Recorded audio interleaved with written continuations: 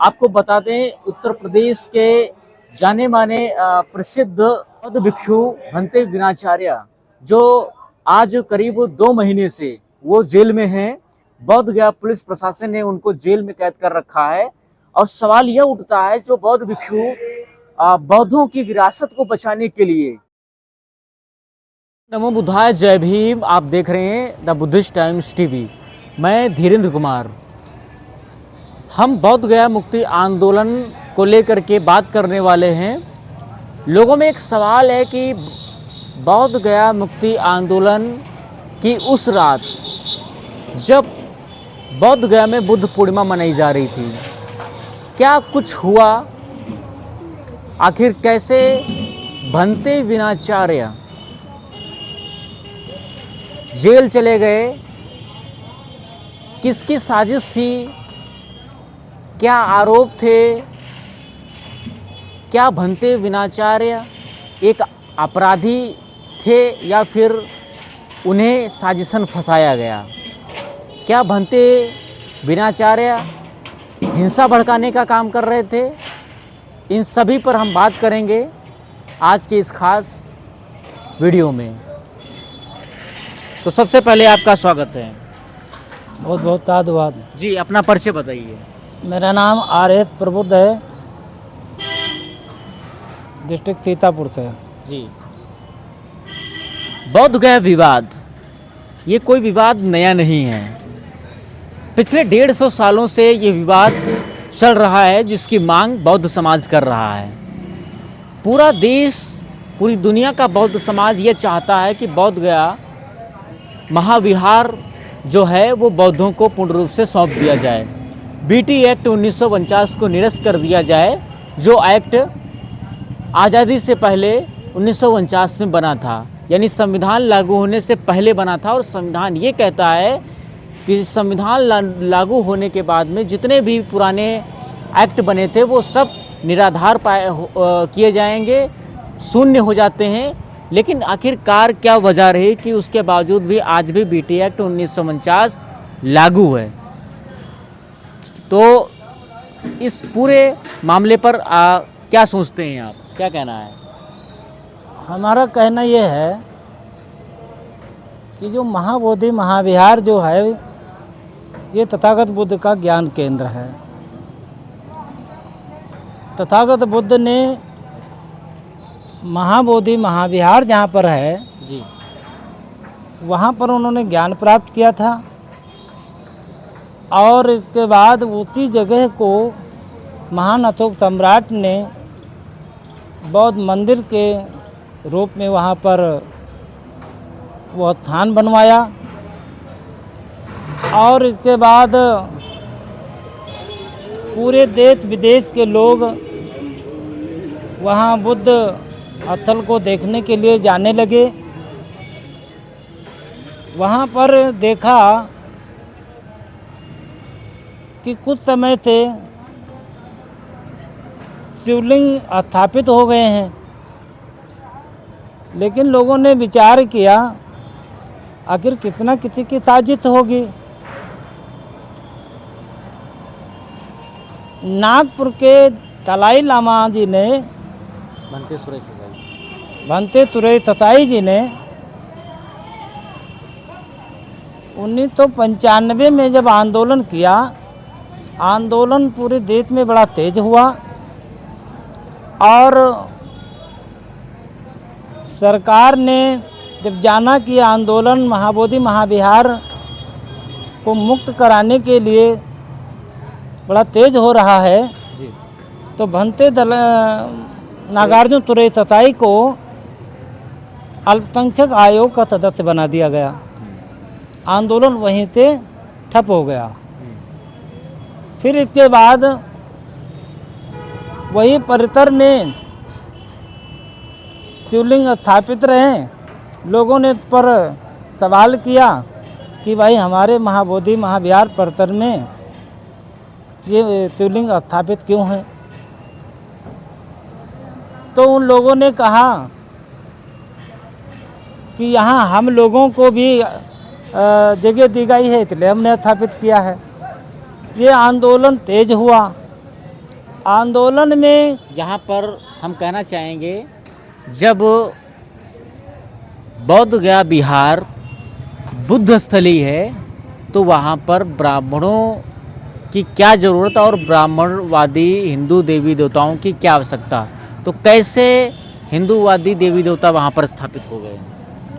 हिंदू देवी देवता इसलिए हमारी समझ से स्थापित किया है, ये जो तथागत बुद्ध हैं इनको विष्णु का अवतार घोषित कर रहे हैं, जबकि तथागत बुद्ध विष्णु का अवतार नहीं है। बड़ी साजिश चल रही हिंदुओं के द्वारा। ये हिंदुओं के द्वारा बड़ी साजिश चल रही है और इस बात को बहुत से बुद्धिस्ट लोग तो हैं लेकिन इसका प्रचार नहीं कर रहे हैं कि ये तथागत बुद्ध विष्णु का अवतार नहीं है। और इसको बाबा साहब अम्बेडकर जी ने नकारा है कि तथागत बुद्ध वो किसी विष्णु देवी देवताओं के अवतार नहीं है। बाबा साहब अम्बेडकर ने जब 14 अक्टूबर 1956 को 22 प्रतिज्ञाएं जब दी तो उसमें उन्होंने कहा है कि मैं तथागत बुद्ध को विष्णु का अवतार नहीं मानूंगा, उन्होंने कहा है। लेकिन यहाँ विष्णु के अवतार, और ये भी साथ में कहा कि मैं ऐसे प्रचार को झूठा समझता हूँ। हाँ, ये भी कहा है मैं ऐसे प्रचार को झूठा समझता हूँ, वह पागलपन भी समझता हूँ, ये भी ये बताया गया है 22 प्रतिज्ञाओं में। फिर इसके बाद अभी कुछ समय पहले आंदोलन जब फिर बढ़ा, जो बीटी एक्ट 1949 का कानून लागू था, तो महाबोधि महाविहार ये बौद्धों के हित में नहीं था। वहाँ पर ब्राह्मणों का कब्जा पूर्ण रूप से हो गया जब शिवलिंग स्थापित कर लिया। और महाबोधि महाविहार के पूर्व तीर्थ में जहाँ पर बुद्ध बैठे हैं वहाँ एक शेषनाग का स्तर बना करके वहाँ पर दिखाया गया है, इसलिए वो विष्णु का अवतार कह करके और अपनी व्यवस्था में जोड़ करके वहाँ पर कब्जा बना रखा है। और ये भी कहा जब बीटी एक्ट में जो बनाई गई थी तो उसमें 4 मतलब बौद्धों की उपस्थिति रखी गई और 4 लोगों को अन्य लोगों को रखा गया और जिसमें ब्राह्मणों को रखा गया और जिसमें एक जो वहाँ पर जो अध्यक्ष होता है वो वहाँ का जिलाधिकारी होगा और वो भी होगा जो ब्राह्मण होगा। तो ये उस बीटी एक्ट में ये शर्तें रखी गई। फिर इस बात को जब चर्चा फैली तो लोगों ने कहा भाई इसे ख़त्म कराया जाए। आंदोलन चला। आंदोलन में हम 4 अप्रैल पहली आंदोलन की लड़ाई जो है अनागरिक धर्मपाल ने उठाई। सबसे पहले इस आवाज़ को अनागरिक धर्मपाल जी ने उठाया था। फिर इसके अभी जो है बनते वो बिनाचार्य जी इसकी बहुत बड़ी भूमिका निभाई और इसमें उन्होंने आंदोलन को तेज किया। आंदोलन को बढ़ते हुए कुछ इसमें बनते लोग ऐसे थे जो अपने नाम से वहाँ पर टीवी माध्यम से या चैनलों के माध्यम से अपनी चर्चाएं फैला रहे थे। उसमें काफ़ी सहयोग आया और सहयोग की पारदर्शिता नहीं हुई। तो मेरी समझ में यही आता है कि पूरी साजिश बिनाचार्य बनते जी के ऊपर मतलब थोपा गया कि शायद इन्होंने ही इस बात का आवाज़ ना उठाने पाए, नहीं तो हमें लोग बेईमान घोषित करेंगे।